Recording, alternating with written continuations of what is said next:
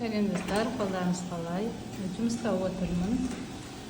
Қазір смарт аппарат расшифровкамен айналысып жатырмын. Жұмыс аяқталуына міне 25 минуттай қалды. Бірақ тірлігім біткен жоқ. Сондықтан тез бітіріп, үйге қайтуға дайындаламыз. Оған дейін бүкіл жұмыстарды бітіреміз. Бізде смарт аппараты бар екен, естеріңізге саламын. Аппарат 24 сағат бойы давлениені өлшейді, қан қысымын өлшеп, ішіп жатқан дәріңіздің әсерін және егер алғаш рет қан қысым көтерілетін болса, оны қаншалықты көтерілетінін нақты анықтап білуге болады.